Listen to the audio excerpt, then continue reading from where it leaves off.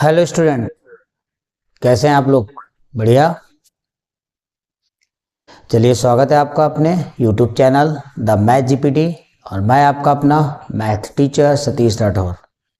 देखिए, आज का अपना जो टॉपिक है वो है थ्री डायमेंशनल ज्योमेट्री। तो इसको हम लोग शॉर्ट फॉर्म में 3D भी कह देते हैं। क्या कह देते हैं इसे? 3D भी हम लोग कह देते हैं, मतलब थ्री डायमेंशंस।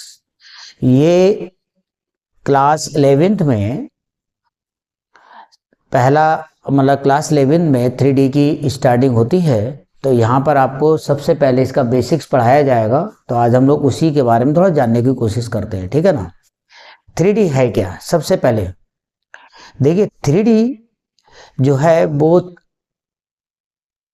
तीन डायमेंशन मतलब थ्री डायमेंशन से जो बनी हुई शेप्स है उनको हम लोग 3D में रखते हैं।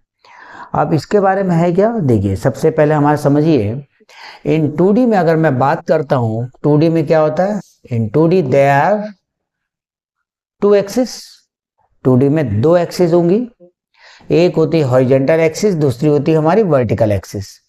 हॉरिजॉन्टल को हम लोग एक्स एक्सिस कहते थे, एक्स एक्स डैश, और वर्टिकल एक्सिस को वाई वाई डैश कहते थे, मतलब वाई एक्सिस। ठीक, जहां पर ये दोनों एक्सिस काटती हैं उसे हम लोग ओरिजिन कहते हैं।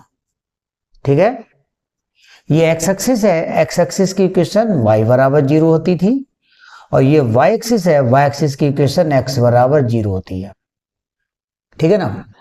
जहां पर ये एक्सिस काटती है उसे ओरिजिन कहते हैं। अगर ध्यान से देखें तो ये जब दो एक्सिस आपस में काटती हैं तो हमें चार पार्ट मिलते हैं। ये फर्स्ट पार्ट हो गया, ये सेकंड पार्ट, ये थर्ड, ये फोर्थ, चार पार्ट हो गए। और चार पार्ट हो गए, इसी कारण इसके एक पार्ट को हम क्या कहते हैं? क्वाड्रेंट कहते हैं। क्वाड्रेंट का मतलब होता है 1/4। किसी चीज के चार हिस्से कर दिए जाएं तो एक हिस्सा जो होता है वो क्या कहलाता है? क्वाड्रेंट कहलाता है। ठीक है ना। तो दिस इज, और काउंटिंग हमेशा किधर से करते हैं? Anti clockwise. तो एंटी क्लॉकवाइज हमेशा ये होता है ना। तो this is called first quadrant, this is called second, and this is called third, and this is called fourth quadrant. ये भी 2D की बात कर रहा हूँ। 2D में ये होता है, फर्स्ट क्वाड्रेंट में जो साइन होता है वो प्लस प्लस होता है, सेकेंड क्वाड्रेंट में साइन माइनस प्लस होता है, और थर्ड क्वाड्रेंट में जो है साइन क्या होता है? हमारे माइनस माइनस लिए जाते हैं, और फोर्थ क्वाड्रेंट में जो है वो प्लस माइनस लिए जाते हैं। ये हमारा 2D में सिस्टम चल रहा था। अब हम बात करें 3D में। 3D में क्या होता है? हमारे पास तीन एक्सिस होती हैं। अगर तीन एक्सिस हैं, और देखो 3D को बोर्ड पे बनाना समझाना इतना मतलब इजी नहीं होता है, ठीक है ना। लेकिन फिर भी हम आपको समझाना चाहेंगे कि 3D में क्या होता है कि हमें यहाँ पर ये पार्ट्स मिलते हैं, मतलब 8 भाग मिलते हैं। और एक पार्ट्स को यानी एक भाग को हम लोग क्या कहते हैं? ऑक्टेंट कहते हैं। ऑक्टेंट का मतलब होता है 1/8। अगर किसी चीज के 8 इक्वल पार्ट्स कर दिए जाएं तो एक पार्ट जो होता है वो ऑक्टेंट कहलाता है। जैसे कि मान लीजिए हमारे पास ये क्या है, मान लीजिए तीन पेन, हम इनसे समझाने की कोशिश कर रहे हैं। देखिए, एक पेन ये, एक ये और एक ये।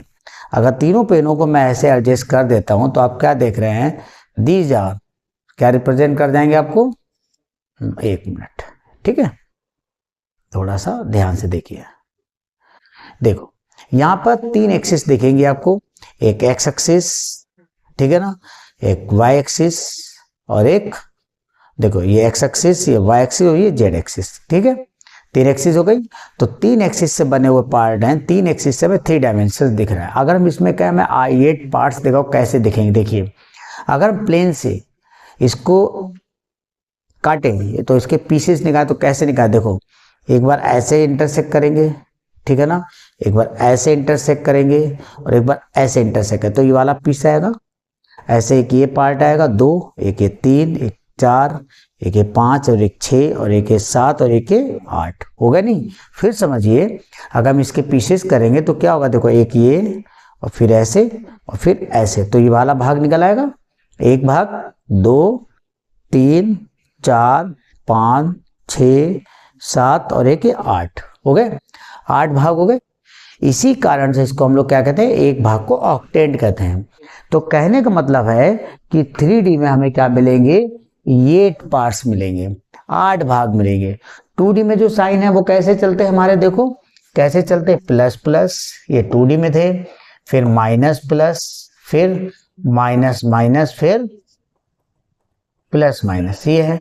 अब हम अगर 3D की बात करेंगे तो 3D में हमें 8 कोऑर्डिनेट मिलना चाहिए, ठीक है ना, क्योंकि मैंने कहा वहां पे क्या मिलता है, ऑक्टेंट मिलता है, यहाँ पे क्वाड्रेंट होता है, मतलब तो 1/4। तो वो कोऑर्डिनेट कैसे होंगे, देखिए एक तो हमें मिलेगा पहला प्लस प्लस प्लस, तीनों प्लस हो गए, फिर एक माइनस 2 प्लस दिस, तो एक ही हो गया, 1 माइनस 2 प्लस, माइनस कहाँ कहाँ जाएगा, पहले यहाँ, फिर यहाँ, फिर यहाँ, अब ये प्लस हो गए, ये माइनस, ये प्लस हो गया, ये प्लस, ये प्लस और ये माइनस हो गया। अब हम करें हमारे पास 2 माइनस 1 प्लस, तो कैसे लेंगे, minus minus plus, minus plus minus, plus minus minus, ठीक। इसके बाद क्या हो सकता है, तीनों के तीनों माइनस हो, माइनस माइनस माइनस, ठीक। ये जो साइन है this is called positive octant, ये कहलाता पॉजिटिव ऑक्टेंट, और ये कहलाता हमारा निगेटिव, निगेटिव ऑक्टेंट,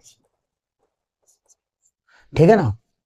और इनकी नेमिंग अगर हम करें तो इनकी नेमिंग कैसे होती है वो भी हम बताते हैं। तो अब सबसे पहले हम बात करते हैं 3 डायमेंशंस में एक्सिस कैसे हम लेंगे। देखिए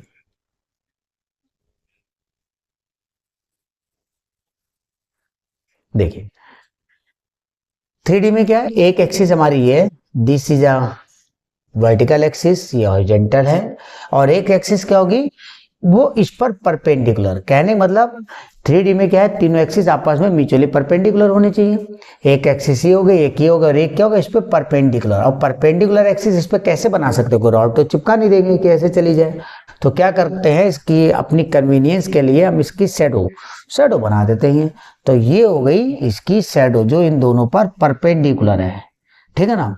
तो ये तीनों साइडें क्या म्यूचुअली परपेंडिकुलर होंगी, ये 3D की बात हो रही है, ठीक है ना।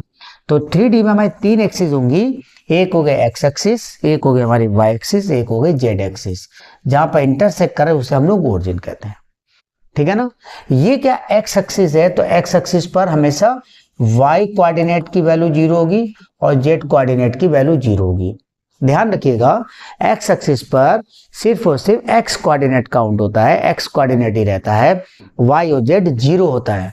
तो एक्स एक्सिस पर वाई की वैल्यू 0, जेड की वैल्यू 0, इस कारण से एक्स एक्सिस की इक्वेशन हो गई वाई बराबर 0, जेड बराबर 0।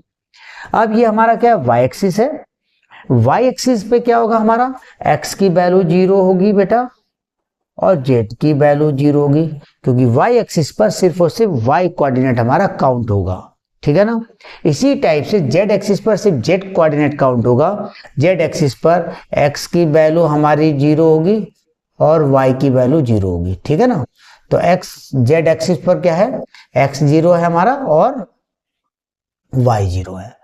तो कहने का मतलब इक्वेशन ऑफ एक्स एक्सिस पूछा जाए तो हम क्या कहेंगे, ऐसे देखिए equation of x axis, x axis की इक्वेशन क्या होगी हमारी, y बराबर 0, जेड बराबर 0, नहीं समझे।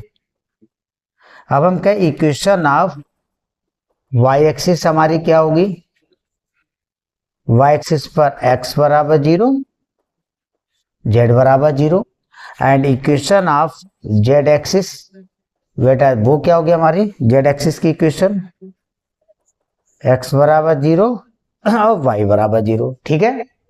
इतनी बात समझ में आ गई। देखिए बहुत आराम समझिए, इजली हर एक चीज आपको समझ में आएगी।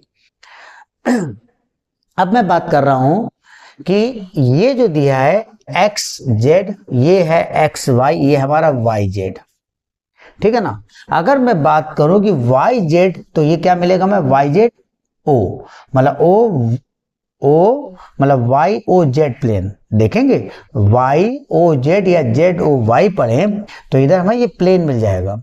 इस प्लेन में क्या होगा, सिर्फ y और z का कोऑर्डिनेट होगा, x कोऑर्डिनेट 0 होगा, तो यहां पर क्या होगा x बराबर 0। इसका मतलब this is the equation of y z plane. अब हम बात करते हैं जेड एक्स प्लेन में। अगर बात करते हैं मतलब जेड एक्स क्या होगा, जेड ओ एक्स प्लेन। तो यहाँ पे जेड है और एक्स है, दो इंक्लूड है, वाई तो इंक्लूड नहीं है, तो इसमें वाई की वैल्यू 0 होगी। ऐसे ही ये क्या हमारा एक्स वाई प्लेन है, मतलब एक्स और Y plane. X Y plane में एक्स और वाई इंक्लूड हो रहे हैं, जेड तो इंक्लूड नहीं है, तो इसमें जेड की वैल्यू 0 होगी। तो हम ये कह सकते हैं इक्वेशन ऑफ, अब देखिए मैं यहां पे लिख दे रहा हूं, equation of Y Z plane. Y Z plane की इक्वेशन क्या होगी, x बराबर 0। Equation of Z X plane, और जेड एक्स प्लेन की इक्वेशन क्या होगी बेटा, y बराबर 0। और equation of X Y plane, X Y plane की इक्वेशन क्या होगी बेटा, z बराबर 0। क्लियर हो गई बात। अब हमने क्या कहा, यहां पर अगर हम इनके नेम रखे हैं तो देखिए यहां पर तीनों प्लस है। जैसे ये हमारा क्या एक्स एक्सिस है, एक्स की इमेज अगर ली जाए, इसको बैक पीछे बढ़ाया जाए तो ये क्या हो जाएगा, एक्स डैश हो जाएगा। ऐसे वाई, क्योंकि ये ऐसे है तो वाई को अंदर के लिए लेके जाएंगे तो उधर वाई डैश, मतलब इसकी इमेज जो आएगी, जो हम कह सकते हैं ऐसे जाएगी तो वो वाई डैश हो जाएगी, जेड की इमेज जेड डैश हो जाएगी। तो डैश में क्या एक्स पर प्लस होता है एक्स कोऑर्डिनेट, और एक्स डैश तरफ एक्स कोऑर्डिनेट निगेटिव होता है। तो यहाँ पर जब तीनों पॉजिटिव है तो इसको हम क्या कहेंगे, दिस इज, ये कोऑर्डिनेट किसके हैं, ये कोऑर्डिनेट है ओ एक्स वाई जेड, ऐसे पढ़ेंगे, ठीक है ना। ये ओ एक्स वाई जेड ऑक्टेंट है, ये ऑक्टेंट का नाम है। क्या नाम है, ओ एक्स वाई जेड। इसके कोऑर्डिनेट क्या होंगे, तीनों प्लस होंगे, और इस ऑक्टेंट को हम क्या कहेंगे, O X dash Y Z. इस ऑक्टेन को क्या कहेंगे, O X Y dash Z. इस ऑक्टेन को क्या कहेंगे, O X Y Z dash. देखिए मैं आपको याद करने का तरीका बताता हूं। जो निगेटिव होता है वो डैश से डिनोट किया जाता है, जो प्लस होता है वो सिंपल एक्स वाई जेड रहता है। डैश है वो X dash Y dash Z dash, मतलब निगेटिव है उसको X dash Y dash Z dash से डिनोट कर देंगे, ठीक है ना। और जो पॉजिटिव है वो एक्स वाई जेड से डिनोट किया जाएगा। तो यहाँ पर देखो तीनों प्लस थे तो एक्स वाई जेड, यहाँ पर माइनस कौन सा एक्स वाला है, क्योंकि कोऑर्डिनेट हमेशा एक्स वाई जेड की फॉर्म में लिखे जाएंगे। तो ये पहला निगेटिव है, इसका मतलब एक्स डैश निगेटिव है तो O X dash Y Z plus हो गया। यहाँ पर क्या है, एक्स प्लस है, सेकेंड वाला मतलब वाई डैश निगेटिव है और जेड प्लस, तो ये क्या होगा, O X Y dash Z हो गया। ये क्या है, एक्स और वाई प्लस है, जेड हमारा निगेटिव है, मतलब ओ एक्स वाई जेड डैश हो गया। अब इसका नाम क्या होगा, ध्यान से देखिए, इसको कहेंगे O X dash Y dash Z कहेंगे। इसका क्या नाम होगा, O X dash Y Z dash. और इसका क्या नाम होगा बेटा, इसका नाम होगा O X Y dash Z dash. और इसको क्या कहेंगे, O X dash Y dash Z dash. Clear है, यहां तक आपको समझ में आया अच्छे से कि कोऑर्डिनेट एक्सिस में क्या, एक एक्सिस एक्स एक्सिस होती है, एक वाई एक्सिस है, एक जेड एक्सिस है। एक्स एक्सिस की इक्वेशन आपके सामने ये है, वाई एक्सिस की इक्वेशन ये दी है, जेड एक्सिस की इक्वेशन ये है। ऐसे ही मैंने आपको बता दिया है equation of Y Z plane क्या होता है, जो कि एक्स बराबर 0 है। Equation of Z X plane क्या होगा, जो कि वाई बराबर 0 है। Equation of X Y plane क्या होगी, डेट इज जेड बराबर 0 होगी, ठीक है ना। हमने बताया है कि 2D में क्या होता है, हमारे पास 4 पार्ट मिलते हैं जब दो एक्सिस आपस में इंटरसेक्ट करती है, और एक पार्ट को हम लोग क्वाड्रेंट कहते हैं, और उसके कोऑर्डिनेट मैंने आपको चारों के बता दिए। ऐसे ही 3 डायमेंशंस में क्या होता है अपना, वहां पर 3 एक्सिस होती, 3 एक्सिस अगर आपस में इंटरसेक्ट करती तो हमें क्या देते हैं, 8 भाग देते हैं, मतलब 8 पार्ट्स मिलते हैं उसके। और एक पार्ट्स को या एक भाग को हम लोग क्या कहते हैं, ऑक्टेंट कहते हैं, ठीक है ना। ऑक्टेंट का मतलब 1/8 होता है। टोटल हमें यहाँ पे कितने मिलेंगे, 8 भाग मिलेंगे, यानी 8 ऑक्टेंट होंगे। तो 8 ऑक्टेंट के जो कोऑर्डिनेट्स लिए जाएंगे वो कैसे होंगे, जो कि मैंने ये लिखे हैं, आप देख लिए 8 ही होंगे, गिनिए 1 2 3 4 5 6 7 8, है ना। इतना नोट करिए, आगे फिर हम आपको और बताते हैं।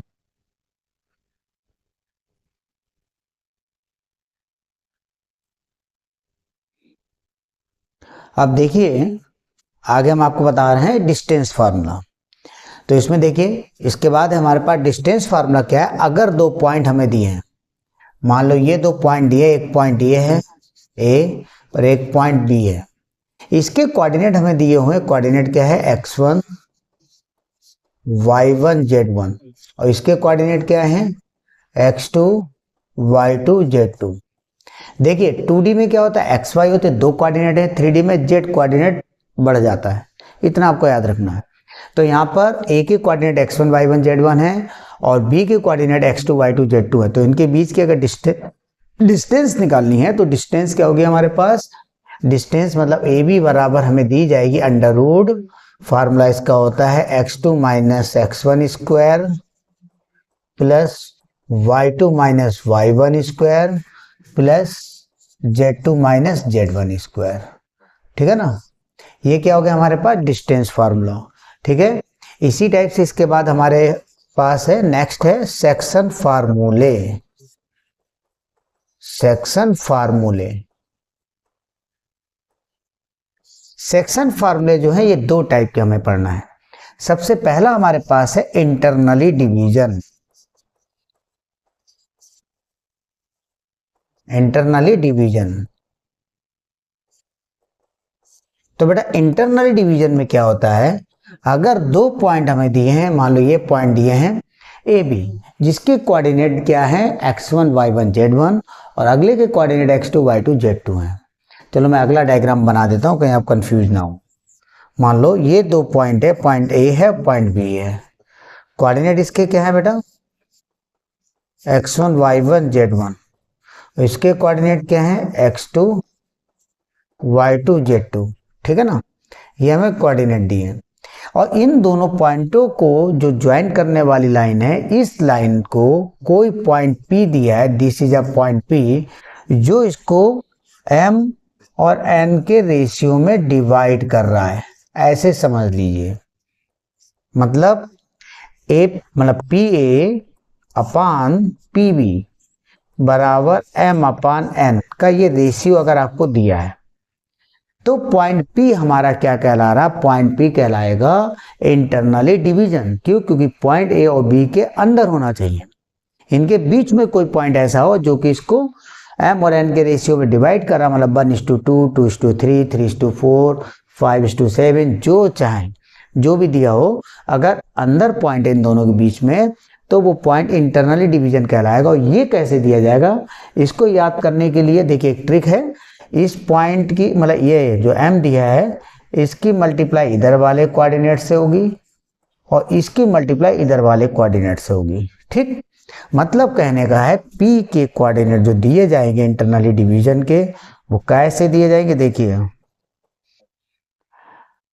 M x2 क्या कहेंगे, M x2 plus n x1 अपान M प्लस n। ठीक, कामा M y2 plus n y1 अपान M प्लस n, कामा M z2 plus n z1 अपान M प्लस n, ये दिया हुआ है। ये कहलाता हमारा इंटरनली डिवीजन। अगर इन केस ऐसा हो जाए, if M is equal to n, then point P will be midpoint। ठीक है ना, अगर M और N इक्वल हो जाए, मतलब ये P पॉइंट बिल्कुल सेंटर में हो जाए, तो इनका रेशियो 1 हो जाएगा, P अपान पी बी बराबर 1 हो जाएगा। ठीक है ना, इस केस में जो पॉइंट P होगा वो क्या कहलाएगा, मिड पॉइंट कहलाएगा। तो मिड पॉइंट के कोऑर्डिनेट क्या हो जाएंगे वो देखते हैं। देखिए मिड पॉइंट के कोऑर्डिनेट मैं यहाँ लिख रहा हूँ, तो क्या लिखेंगे, मिड पॉइंट, इसको रफ कर दूं, देखिए ये जो मैंने लिखा है इसको आप रफ कर दीजिए, ऐसा ही है, यहीं पे मैं लिख दूंगा अभी। ठीक है, क्या है, हेडिंग डालो मिड पॉइंट। मिड पॉइंट क्या होगा बेटा, देखो M अपान n है तो M अपान n, M और n बराबर है, तो बराबर अगर हो जाएगा तो उसको अगर मैं K भी कह देता हूं तो यहाँ पे क्या हो जाएगा, K कॉमन ले लेंगे, तो जो फार्मूला बन के आएगा तो मिड पॉइंट का वो ये हो जाएगा, कि मिड पॉइंट, ऐसे लिख दो, मिड पॉइंट कैसे दिया जाएगा, x1 प्लस x2 अपान 2 कामा y1 प्लस y2 अपान 2 कामा z1 प्लस z2 अपान 2, ये मिड पॉइंट के कोऑर्डिनेट हो जाएंगे। ठीक है ना, समझ में आ गई?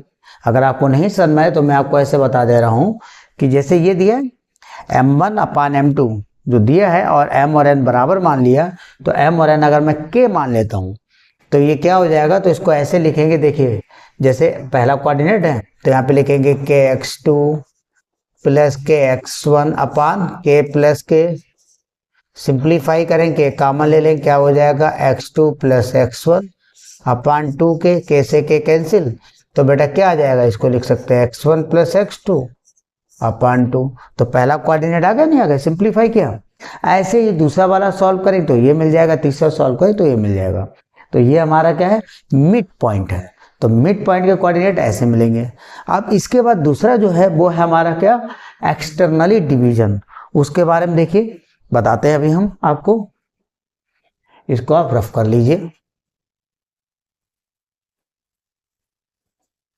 ठीक है ना बेटा, ये डायग्राम हटा दीजिए। अब हम बात कर रहे हैं एक्सटर्नली डिवीजन, सेकंड पॉइंट उसमें है, क्या लिखें, एक्सटर्नली, एक्सटर्नली डिवीजन। ठीक है बेटा, अब एक्सटर्नली डिवीजन क्या होता है, एक्सटर्नली का मतलब है कोई पॉइंट अगर दिए गए रेंज से बाहर अगर है, दी गई रेंज से बाहर जो होती है उस पॉइंट को हम लोग एक्सटर्नल कहते हैं। एक्सटर्नल मतलब बाहर, इंटरनल मतलब अंदर। ठीक है ना, तो जैसे कि मान लो दो पॉइंट हमें ये दिए हैं, एक पॉइंट ए एक पॉइंट ए, तो इनको ज्वाइन करा के ये लाइन हमने मान लो खींच दी, ये पॉइंट ए है ये पॉइंट बी है। ओके, इसके कोऑर्डिनेट क्या है, ए के कोऑर्डिनेट x1 y1 z1 और बी के कोऑर्डिनेट बेटा क्या है, x2 y2 z2। ठीक है ना, और मान लेते हैं कोई पॉइंट P है जो बाहर है, ये कोई पॉइंट P है, ठीक है ना, जो बाहर कहीं है, तो ये पॉइंट क्या कहलाएगा, ए बी का एक्सटर्नल पॉइंट कहलाएगा। तो हमें P के कोऑर्डिनेट बताना, जबकि कंडीशन ये है कि P की A से डिस्टेंस और B से जो डिस्टेंस का रेशियो है, मैं यहाँ पे इक्वल बना देता हूँ डायग्राम में, लेकिन ये रेशियो एक्चुअली में दिया होगा आपको, कभी कभी डिस्टेंस भी दे दें तो भी बात आपकी ऐसे ही हो जाएगी। तो ये कितना है, n, मतलब P A upon P B बराबर m अपान n, अगर ये दिया हुआ, ठीक है ना, पॉइंट P क्या है, बाहर दिया है, तो P के जो कोऑर्डिनेट निकालेंगे that is called external point. External division point क्या होगा हमारे पास, P बराबर m। अब देखिए बेटा, m डिस्टेंस किसकी है बताइए, a कोऑर्डिनेट की m है, तो a की डिस्टेंस है ना m, तो m की मल्टीप्लाई b कोऑर्डिनेट से करेंगे, और n डिस्टेंस किसकी है, b की है, b की है, तो मतलब n की मल्टीप्लाई a से करेंगे, मतलब अपोजिट वाले से मल्टीप्लाई की जाती है, तो m की मल्टीप्लाई इससे और n की मल्टीप्लाई इससे होगी। तो क्या लिखेंगे, m x2 माइनस का n x1 अपान m माइनस n, ऐसे ये m y2 माइनस का n y1 अपान m माइनस n, और ये हो जाएगा m z2 माइनस का n z1 अपान m माइनस n। तो this is an external coordinate, external point, और ये क्या था आपका इंटरनल पॉइंट, और ये क्या था आपका मिड पॉइंट। तो इतनी चीज आपको समझ में आ गई है, जल्दी से नोट करिए, फिर आगे हम बताते हैं।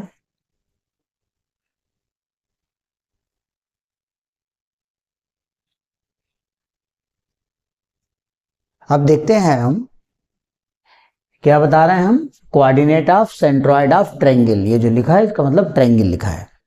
अगर कोई ट्रायंगल दिया है उसके हमें वर्टेक्स के कोऑर्डिनेट दिए हों, तो ट्रायंगल की सीजी के कोऑर्डिनेट क्या होंगे, सीजी मतलब सेंटर ऑफ ग्रेविटी या सेंट्रॉइड। सेंट्रॉइड का मतलब होता है किसी भी पार्टिकल का वो पॉइंट जहां पर उसका टोटल मास कंसंट्रेट करे, उसे हम उस पार्टिकल का या उस सिस्टम का सेंट्रॉइड कहते हैं, ठीक है ना। तो हमें एक ट्रायंगल दिया है, ये ट्रायंगल है जिसके वर्टेक्स के कोऑर्डिनेट x1 y1 z1 दिए हैं, x2 y2 z2 दिया है, x3 y3 z3 दिया है। हमें करना क्या है, हमें इस ट्रायंगल के सेंट्रॉइड के कोऑर्डिनेट बताना है। तो देखिए जरा ध्यान से कि ट्रायंगल का सेंट्रॉइड यानी ट्रायंगल का सेंटर ऑफ मास होता कहाँ पर है। हम आपको बताते हैं कहाँ पर होता है। अगर कोई ट्रायंगल दिया है उसका सेंट्रॉइड निकालना है तो इसके लिए क्या कहेंगे, ट्रायंगल की सीजी हमेशा उसकी मीडियन के पॉइंट ऑफ इंटरसेक्शन पर लाइज करती है। अब पॉइंट ऑफ इंटरसेक्शन कहाँ पर होता है, उसके लिए याद रखेंगे कि ट्रायंगल की सीजी उसके मीडियन के उस पॉइंट पर लाइज करती है जो उसको 1:2 के रेशियो में डिवाइड करती है। तो मान लेते हैं ये जो लाइन BC दिया है इसका मिड पॉइंट हमने मान लिया this is a mid point, क्या हो गया D। तो A से D को आप मिला दीजिए, A से अगर आपने D को मिला दिया तो ये क्या आपको दिखा, this is a median, AD क्या होगी, मीडियन होगी। तो मीडियन के उस पॉइंट पर जो कि इसको 1:2 हमेशा बेस से 1 और वर्टेक्स से 2 का रेशियो चलता है। मतलब कहने का है अगर AD की लंबाई 3 सेंटीमीटर है तो यहां से डिस्टेंस क्या होगी हमारी 1 होगी और यहां से क्या होगी 2 होगी।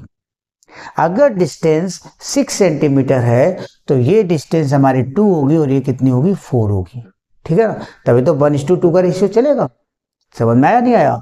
तो ये वो पॉइंट है जहां पर ट्रायंगल की सीजी लाइज करेगी, तो इसको हम लोग G से डिनोट करेंगे। तो इसके कोऑर्डिनेट क्या होंगे समझिए, ये क्या है D है, D क्या है हमारा B और C का मिड पॉइंट है। तो D के कोऑर्डिनेट दिए जाएंगे आपको कैसे, x2 प्लस x3 अपान 2 कामा y2 प्लस y3 अपान 2 कामा z2 प्लस z3 अपान 2। ये हो गया हमारा D के कोऑर्डिनेट। D क्या है, मिड पॉइंट है किसका, BC का।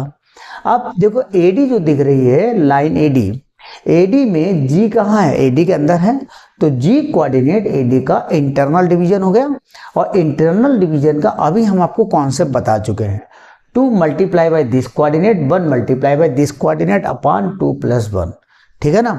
तो G के कोऑर्डिनेट हम क्या लिखेंगे, तो देखिए यहाँ पे लिखे दे रहे हैं G के कोऑर्डिनेट हो जाएंगे 1 multiply by x1 plus 2 multiply by x2 plus x3 upon 2 upon 1 + 2, है ना।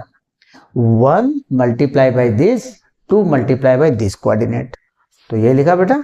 ऐसे ही comma 1 multiply by y1 plus 2 multiply by क्या हो जाएगा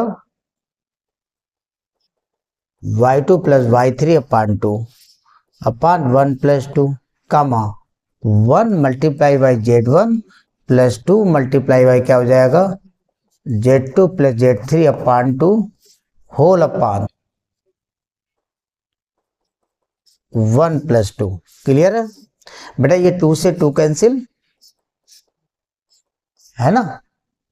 अब क्या बन जाएगा, G के जो कोऑर्डिनेट आएंगे this is x1 plus x2 plus x3 अपान 3 कामा ये क्या हो जाएगा y1 plus y2 plus y3 अपान 3 कामा z1 plus z2 plus z3 अपान 3।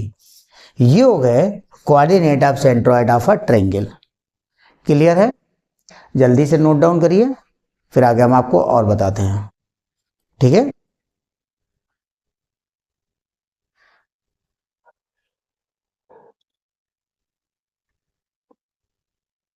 नोट कर लिया, डन। तो आज के लेक्चर में मैं इतना ही रखता हूं। अब नेक्स्ट लेक्चर में हम आपको बताएंगे coordinate of centroid of tetrahedral और फिर आपको प्रॉब्लम बताएंगे। देखिए क्लास 11th में मतलब सीजी का इंट्रोडक्शन है वो सिर्फ यहीं तक काफ़ी है आपका, ठीक है ना। बाकी की जो 3D है वो क्लास 12 में है और उससे भी आगे की 3D है वो आपका BSc या BTech में आपको मिलती है, ठीक है। तो आज के लेक्चर में इतने ही रखते हैं, इसको अच्छे से पढ़िए समझिए, और अगर कोई भी आपकी दिक्कत आए, किसी भी टाइप की कोई प्रॉब्लम आए, कोई भी क्वेरी हो तो आप उसको हमसे पूछ सकते हैं।